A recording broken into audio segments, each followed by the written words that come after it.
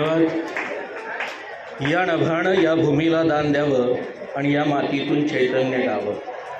या नभानं या भूमीला दान द्यावं आणि या मातीतून चैतन्य गावं. कोणती पुण्य येती अशी फळाला, जोंधळ्यालाच अन्न लगडून जावं. अशा पद्धतीनं नभाची भूमिका घेऊन वावरणारं शिवाजी हायस्कूल आणि या शिवाजी हायस्कूलच्या मास्तर तुम्ही नसते तर नसतो झालो आम्ही शब्दांचे धणी.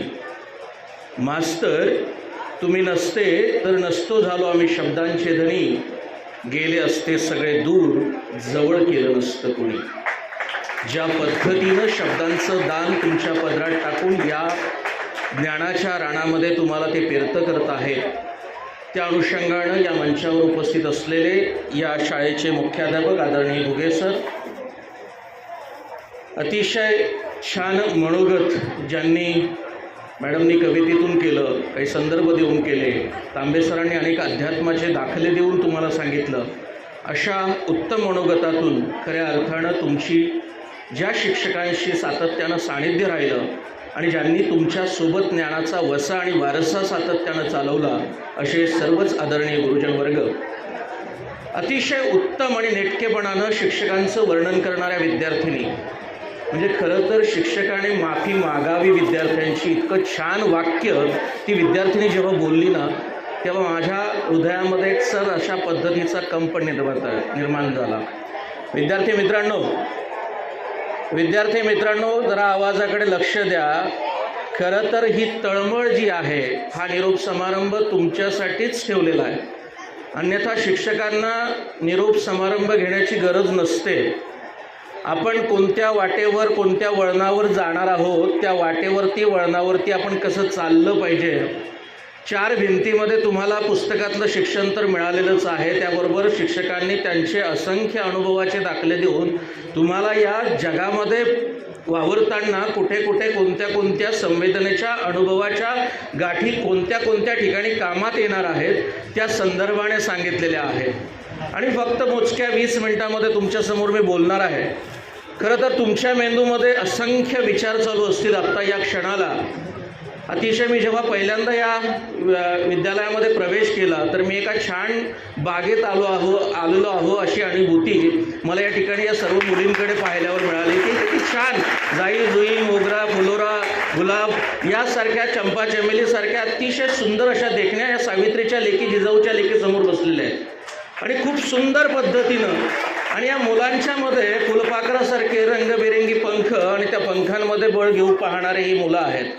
खरं तर मुलं गोंड असतात. त्यांचा जो प्रवास असतो जन्मापासून आपल्या या आजपर्यंतच्या अनुभवापर्यंत, बहिणाबाई खूप सुंदर सांगतात, जगणं मरणं याचं न्यारं रे तंतर, जगण्या मरण्यात कितीसं अंतर. बहिणाबाईने इतक्या छानपणे जगण्या मृत्यूतला जो संदर्भ आहे तो या ठिकाणी दिलेला आहे. जगणं मरणं याचं न्यारं रे तंतर, जगण्या मरण्यात कितीसं अंतर. तुम्ही एक प्रश्न विचारा स्वतःला की जगण्यातला आणि मृत्यूमधलं अंतर कितीसं आहे. आला श्वास, गेला श्वास, जगण्या मरण्यात एका श्वासाचं अंतर. कितीचं अंतर आहे? फक्त एका श्वासाचं आहे. आणि हा एक श्वास जो आहे तो तुम्हाला जन्मापासून मृत्यूपर्यंत जो प्रवास करायला शिकवतो ना, तो प्रवास तुमच्या जन्मापासून मृत्यूपर्यंत येणाऱ्या जीवनाचा पूर्णपणे आलेख असतो. आणि म्हणून हा आलेख तुम्ही ज्ञानचक्षु घेऊन, म्हणजे ज्ञानाचे डोळे तुम्हाला प्राप्त करून तुम्ही तो प्रवास करत असतात. आणि तो प्रवास करत असताना कसा करावा, कुठे थांबावं, कुठे जावं, कुठे कोणता अनुभव वापरावा, या अनुषंगानं ज्ञानाची जी संपूर्ण जी शृंखला आहे ती तुमच्यासोबत सतत चालती होते. तुमच्या मनामध्ये मन नावाची कन्सेप्ट माहीत आहे तुम्हाला.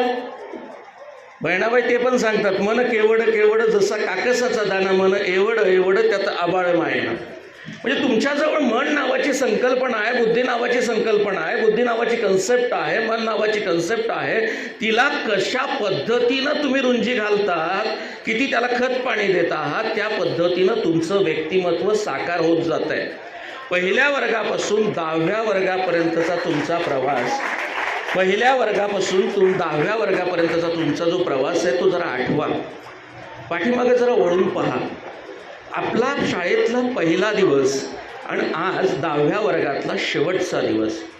मित्र हो, जो प्रवास झालाय त्या प्रवासातल्या फक्त आठवणी तुम्ही गोंजारू शकता, त्या आठवणी स्मरणात आणू शकतात, परंतु जो प्रवास होणार आहे त्याचा विचार तुम्ही कधी केलाय का? त्याचा विचार कधी तुम्ही केलाय का? जो विचार तुम्हाला करायला हवा आहे. आज तुम्ही अशा वळणावर आहे. एक विद्यार्थिनी खूप छान बोलताना बोलली की हाही दौर चांगला होता आणि पुढे येणारा दौरही चांगलाच असणार आहे. किंवा एक विद्यार्थिनी पुन्हा म्हणाली की कॉलेजचे दिवस कसे असतील त्याची अनुभूती घेतोय. आम्ही महाविद्यालयीन शिक्षक आहोत, प्राध्यापक आहोत. महाविद्यालयात माझ्यासमोर 1000 विद्यार्थी जेव्हा वावरतात त्यांच्या जीवनाकडे आम्ही जेव्हा पाहतोय ना, आज वर्तमान अवस्था संभ्रमावस्थेत आहे, अतिशय संभ्रमावस्थेत आहे. प्रचंड अंधार समोर दिसतोय असं प्रत्येक विद्यार्थ्याला वाटतंय. आणि मग ती ज्ञानाची जी ज्योत त्याने पेटवली ना स्वतःच्या अंतर्मनामध्ये, त्या ज्योतीच्या साहाय्यानं भविष्यातल्या अंधाराच्या दिशा तो प्रकाशमान करून पाहतोय. पण असं असतं ना, थोडंसं अंधारून आलं की उजेडणारच नाही असं नाही आहे ना. कुठेतरी संभ्रमावस्था निर्माण झाली आहे, कुठेतरी बकाल अवस्था निर्माण झाली आहे, कुठेतरी ती स्थिर अवस्था निर्माण झालेली आहे. आणि या स्थिर अवस्थेमध्ये आपण कसा प्रवास करायचा आहे? मित्र हो, आनंद जीवनाचा घेत असताना त्या जीवनासाठी काय काय लागतं याचा जर प्रश्न तुम्ही स्वतःच्या आईवडिलांना घरी जाऊन विचारलं ना, तो कसा विचारायचा? साधा सरळ नाही विचारायचा. आईचा हात हातात घ्यायचा आहे. आईचा हात हातात घेतल्यानंतर आपला जो हात आहे तळहात, तो त्या हातावरून फिरवायचा आहे आणि हळूहळू आपल्या आईच्या डोळ्यामध्ये पाहून थोडासा प्रश्न विचारायचा आहे.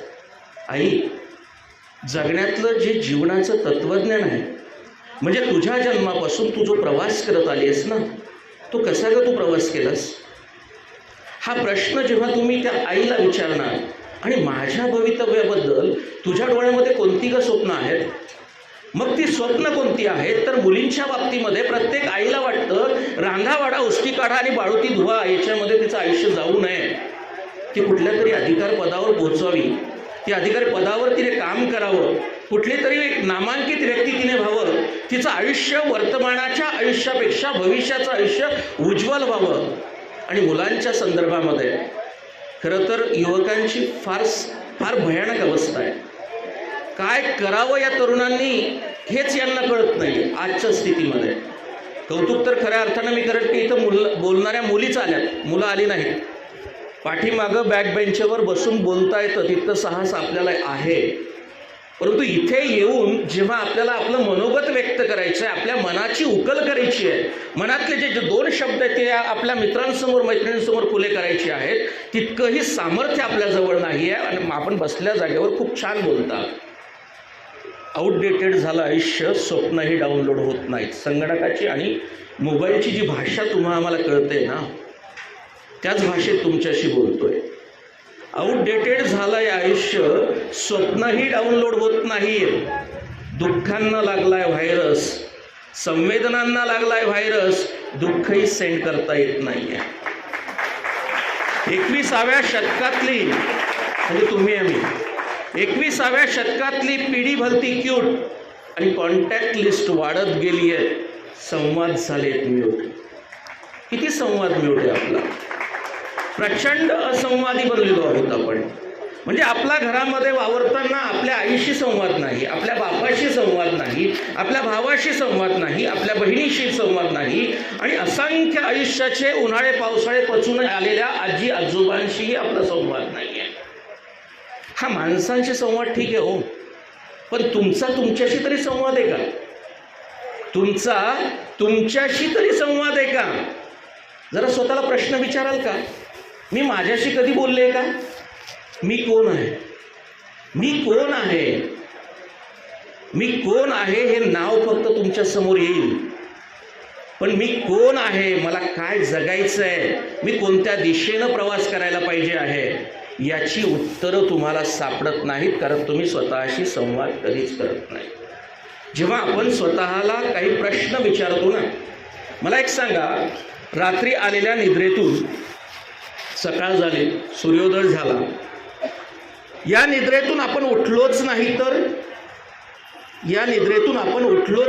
तर हा प्रश्न जर आपल्याला पडला आणि उत्तर आलं आपण उठूच शकत नाही. मित्र हो, आपला मृत्यू असतो निश्चितच ना. मग मला सांगा, गांधारीने डोळ्यावर पट्टे बांधले होते आणि धृतराष्ट्र हा जन्मांध अंध होता, जन्मांध होता. आपल्या डोळ्यावर एक पट्टी आहे. ती पट्टी अशी आहे की त्या पट्टीतून आपल्याला आपलं भविष्य दिसत नाहीये, बिलकुल दिसत नाहीये. कारण मी आज कित्येक तरुणांशी जेव्हा संवाद साधतोय, जर मी इथं प्रश्न उत्तराच्या अनुषंगानं सांगितलं की तुम्ही शिक्षण का घेताय, का घेताय, काय उत्तर आहे तुमच्याकडे? कोणी सांगू शकेल? तुम्ही शिक्षण का घेता आहात? आहे उत्तर? आहे का? नोकरी मिळण्यासाठी, काही इन्कम सोर्स मिळवण्यासाठी? मग कशासाठी? स्वतःच्या आयुष्यामध्ये, म्हणजे बहिणाबाई जसं म्हणतात ना की कोरा कागदही लिखीचं मी होतो शहाणा. कोऱ्या कागदावर जेव्हा लिहिल्या जातं ना, कोरा कागद जेव्हा असतो तेव्हा त्याला अर्थ असतो का? नाही. त्याच्यावर जेव्हा तुम्ही शब्द उतरवता तेव्हा त्या कागदालाही ज्ञान प्राप्त झालेलं असतं. तसे तुम्ही आम्ही उपजत जन्मतः आपल्याजवळ जी बुद्धी असते ना, जी उपजत मिळलेली आहे, ज्ञान उपजत आहे का? नाही. ज्ञान हे प्रयत्न साध्य आहे, ते प्रयत्नानं साध्य होतं, काहीही करता येतं. काल अंबड येथे सुप्रिया जोशी नावाच्या शिक्षण तज्ज्ञ आलेल्या होत्या. तिथे डिसले गुरुजी होते, वारे गुरुजी होते, आपले गणेश कुडे होते आणि सुप्रिया जोशी नावाच्या मुंबईतल्या एक स्त्री आलेल्या होत्या, एक आई होत्या. आई होत्या मालविका आणि राधिका या दोन मुलींच्या. इकडे लक्ष द्या, खूप महत्त्वाची गोष्ट आहे, तुमच्यासाठीच आहे, शिक्षकांसाठी तर मी बोलणारच नाही. मालविका आणि राधिका या 7व्या वर्गात शिकणाऱ्या तिच्या त्या दोन मुलींना शिक्षणाची मुळीच आवड नाही. आम्हाला पुढचं शिक्षण घ्यायचंच नाही, शाळेत जायचंच नाही असं म्हणणाऱ्या त्या मुली. मग वर्गामध्ये पाठवून बळजबरी शिक्षण लादणारी ती आई नाही. तिने एक आई आहे की तिने स्वतःच्या मुलींना 7व्या वर्गातून बाहेर काढून घेतलं, शिक्षणातून बाहेर काढून घेतलं आणि स्वतः घरी संपूर्ण शिक्षण देण्याचा प्रयत्न केला. LOC, ज्याला काश्मीर जी बॉर्डर म्हणतो आपण, त्या बॉर्डरवरती 24 दिवस त्या मुलींच्या सोबत ती राहिलेली आहे. काश्मीरियत नावाची तिची ती आत्मकथन आहे. त्या आत्मकथनामध्ये तिने सगळं लिहिलेलं आहे. मित्रांनो, सांगायचं तात्पर्य, त्या दोन्ही मुली आज म्हणजे 7व्या वर्गात बाहेर काढलेल्या, त्या आज अमेरिकेमध्ये PhD करत आहेत. कोणत्याही वर्गाचं सर्टिफिकेट 10वी 12वी तुमच्या आमच्याकडे पारंपरिक शिक्षण घेण्यासाठी, म्हणजे BScला, BAला, 12वीला 11वीला प्रवेश घेण्यासाठी 10वीचं सर्टिफिकेट लागतं आणि 10वीचं सर्टिफिकेट 11वीला घेतल्यानंतर पुढे BA BSc ग्रॅज्युएशन करायचं तर 12वीचं लागतं. परंतु ऑलिम्पियाड सारख्या परीक्षेमध्ये त्या पहिल्या आल्या, प्रथम आल्या आणि त्यांना थेट MIT सारख्या अमेरिकेतल्या मोठ्या इन्स्टिट्यूटमध्ये त्यांना ॲडमिशन मिळालं, स्कॉलरशिप मिळाली 80 लाख रुपये. आपल्या तोंडून अरे बाप हा जो शब्द या ठिकाणी निघतोय ना, हे असे असंख्य अनुभव भोवताली जेव्हा तुम्ही बघतात ना, तेव्हा मी फक्त वर्गामध्ये आल्यानंतर माझ्या पुस्तकातल्या पहिल्या पानापासून शेवटच्या पानापर्यंतचं सर्व ज्ञान आत्मसात केलं, म्हणजे संपूर्ण ज्ञान मी ग्रहण केलं असं म्हटलं जातं. डॉक्टर बाबासाहेब आंबेडकर असं म्हणतात की ज्ञानाच्या सागरामध्ये तुम्ही आयुष्यभर जरी तरत राहिलात ना, तर त्या पायाच्या मनगटापर्यंत सुद्धा, घोट्यापर्यंत ज्याला आपण म्हणतो, तिथपर्यंत आपल्याला ज्ञानाच्या सागरात पोहोचता येत नाही. आणि आपल्याला हा पूर्ण ज्ञानाचा भवसागर जो आहे तो तरुण जायचा आहे. मित्रांनो, मी जसं सांगितलं की तुम्ही कधीही स्वतःला प्रश्न विचारत नाही की मला भविष्यात करायचं काय, म्हणजे ज्याला आपण ध्येय म्हणतो. आता तसं विनोदानं म्हटलं जातं. आमच्या वर्गामध्ये 4थ्या वर्गामध्ये आम्ही शिकत असताना एक शिक्षक आले आणि त्यांनी असं म्हणाले की तुला काय व्हायचंय, तुला काय व्हायचंय, तुला काय व्हायचंय. एकाला प्रश्न विचारला एका मुलाला की मला तहसीलदार व्हायचंय, एकाला प्रश्न विचारला मला पोलीस व्हायचंय आणि सगळ्यात शेवटच्या बॅकबेंचर मुलाला प्रश्न विचारला की तुला काय व्हायचंय. तो इतका प्रामाणिक, त्याचं जे म्हणणं होतं ते अतिशय छान. त्या वर्गामध्ये डॉक्टरची एक ठकी नावाची मुलगी होती, खूप सुंदर होती. आणि त्या ठकीकडे पाहून तो म्हणाला, गुरुजी मला या ठकीचा नवरा व्हायचा आहे. ध्येय किती स्पष्ट असावं ना. ध्येय इतकं स्पष्ट असावं. तुम्हाला लक्षात असेल, महाभारतातला एक प्रसंग आहे. 5 पांडव आहेत, युधिष्ठिर, अर्जुन, भीम, नकुल, सहदेव. आपापसातला चिवचिवाट बंद करा, तुम्हाला लक्षात येईल काय चाललंय. युधिष्ठिर, भीम, नकुल, सहदेव आणि अर्जुन हे 5ही पांडव जेव्हा ते द्रोणाचार्य त्यांचे गुरु ते त्यांना त्या शिक्षेसाठी अंतिम परीक्षेसाठी घेऊन जातात, तेव्हा ते एक झाड असतं, डेरेदार असं झाड. त्या झाडाच्या समोर त्यांना ते उभं करतात आणि झाडाच्या समोर उभं केल्यानंतर त्यांना प्रश्न करतात. युधिष्ठिराला प्रश्न करतात की या झाडाकडे पाहिल्यानंतर तुला काय वाटतंय. युधिष्ठिर हा इतका सात्विक आणि वैश्विक विचारसरणीचा माणूस, तो म्हणाला की मला झाडाशी एकरूप व्हावं असं वाटतंय. भीमाचं जे शस्त्र आहे ते गदा आहे. भीमाला प्रश्न विचारल्यानंतर, भीमा तुला या झाडाकडे पाहिल्यानंतर काय वाटतं, तेव्हा भीम त्या झाडाच्या बुंध्याकडे पाहून म्हणतो की या झाडाच्या बुंध्याची जर मी गदा केली तर मी कुणावरही विजय मिळवू शकतो. नकुल, सहदेव हे बाल मनाची असलेली दोघंही भावंड, आम्ही या झाडावर खूप छान खेळू शकतो. आणि सगळ्यात शेवटीचा प्रश्न त्या अर्जुनाला त्या द्रोणाचार्याने विचारला की अर्जुना या झाडाकडे पाहिल्यानंतर तुला काय वाटतं. अर्जुन म्हणाला की या झाडावरती, या फांदीवरती एक पोपट बसलेला आहे आणि या पोपटाच्या डावा डोळा मला छेदायचा आहे. लक्ष काय असलं पाहिजे. काय होतं माहिती आहे का, आज शहरी भागामध्ये सगळ्यात महत्त्वाची गोष्ट, पाळण्यामध्ये बाळ असतं आणि आईवडील म्हणतात याला डॉक्टर बनवायचं आहे, याला इंजिनियर बनवायचं आहे. तुम्ही 3 इडियट चित्रपट बघितला असेल, बघितला आहे? आमिर खानचा चित्रपट आहे 3 इडियट सारखा.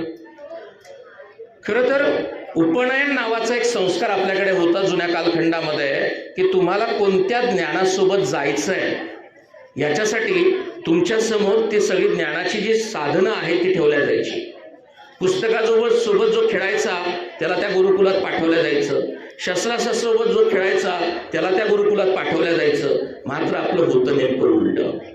आता 10वी पास झाल्यानंतर जेव्हा तुम्ही 11वी प्रवेशाला जाल ना, आम्ही जेव्हा प्रवेश प्रक्रियेत बसतो ना तेव्हा फार मजा येते. प्रवेश प्रक्रियेत बसल्यानंतर आम्ही मुलांचा फॉर्म भरून घ्यायला लागतो आणि फॉर्म भरून घेतल्यानंतर तुला कोणता विषय घ्यायचा आहे, सायन्स घ्यायचं आहे, आर्ट्स घ्यायचं आहे की कॉमर्स घ्यायचं आहे. माझ्या मैत्रिणीने ना सायन्स घेतलंय, मला पण सायन्स घ्यायचं आहे. माझे पप्पा म्हणतात सायन्समध्ये खूप चांगलं करिअर आहे, मला सायन्स घ्यायचं आहे. कोणी म्हणतो माझा तो मित्र कॉमर्सला गेला आहे, मला तिकडे घ्यायचं आहे. कोणी मुलं म्हणतात की आम्ही 10वीपर्यंत कसं शिकलो सर, आम्हालाच आमचं माहिती किती कॉप्या केल्या आहेत, काय केलं आहेत. आर्ट्स कॉमर्स सायन्स, कॉमर्स सायन्सशी आमचं काही फारसं जुळणार नाही, चला आम्ही आर्ट्सला येतो. म्हणजे अशा पद्धतीनं मी जसं सांगितलं की आपल्या मनामध्ये नेमकं काय चाललेलं आहे किंवा आपली जी कुशलता आहे ती कुशलता त्या ठिकाणी आपण तपासत नाही आणि आपण पुढची वाट चालायला लागतो. एक इसाप नीतीतली गोष्ट आहे पहा. जंगलामध्ये जशी आपली परीक्षा असते तशी जंगलामध्ये सुद्धा शाळा असते, जंगलामध्ये सुद्धा परीक्षा असते. जंगलामध्ये माकड, मासा, पक्षी आणि उंदीर असे सगळे प्राणी त्या शाळेमध्ये असतात आणि तिथे 4 पेपर असतात. एक पेपर असतो आकाशात उंच उडण्याचा, एक पेपर असतो झाडावर चढण्याचा, एक पेपर असतो खूप जमिनीवर पळण्याचा आणि एक पेपर असतो पाण्यात पोहण्याचा. आता हे 4ही पेपर